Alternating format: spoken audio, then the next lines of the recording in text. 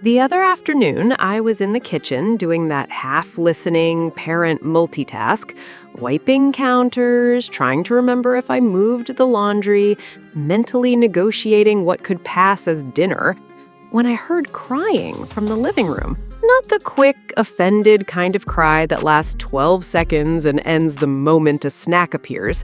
This was the full-body, hiccuping, sobbing that sounds like a tiny person's whole world has collapsed. I tensed up, ready to step in. But then I heard my 6-year-old daughter's voice. Soft, calm, shockingly gentle. "It's okay," she told her little brother in the soothing tone people usually reserve for injured puppies and stressed-out adults. "It's okay to be sad. Sometimes you just have to let it out." I peeked around the corner, and there she was, sitting right beside him on the rug, one hand rubbing slow circles on his back like she'd taken a certified course in emotional support.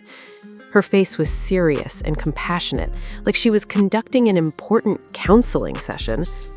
"It's healthy to cry," she continued. "You can cry as much as you need." I just stood there, silently stunned. Because listen, parenting is a lot of chaos. You spend half your life teaching tiny humans not to eat crayons and not to lick shopping carts. So when one of them suddenly displays empathy that looks like it came straight from a parenting book, it hits you right in the feelings. My heart basically turned into a puddle. I walked in, trying not to interrupt this unexpectedly wholesome moment, and said, "Emily, that is really, really sweet. I'm so proud of you for taking care of him."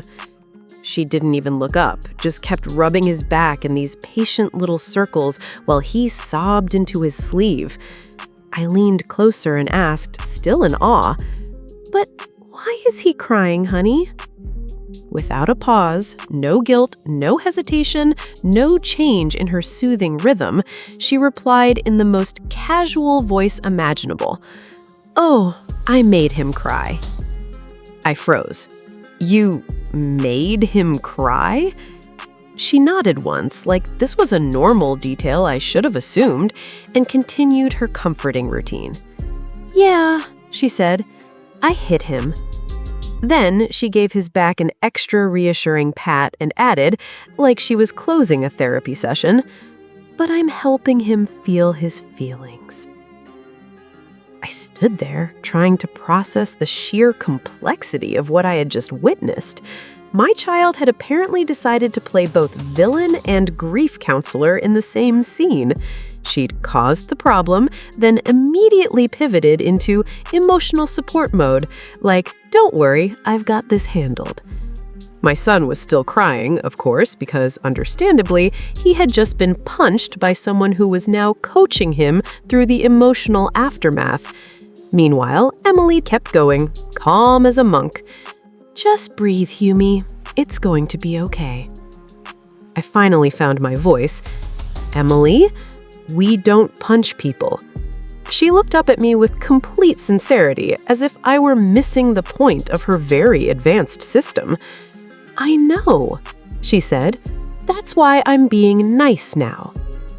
And that was the moment I had to turn away, because I could feel laughter rising in my chest like a sneeze I couldn't stop. Not because anyone got hurt. Obviously, I handled the situation, checked on my son, and we had the whole talk about keeping hands to ourselves, but because the logic was so wildly pure and so unintentionally funny. Step 1, create crisis. Step 2, provide comfort. Step 3, receive praise for emotional maturity. In her mind, she wasn't the problem, she was the solution. To this day, I still think about it whenever I hear adults talk about processing emotions and holding space. Because apparently, in my house, we have a 6-year-old who can throw a punch and then immediately pivot into, "It's okay to be sad, sweetie. Let it out."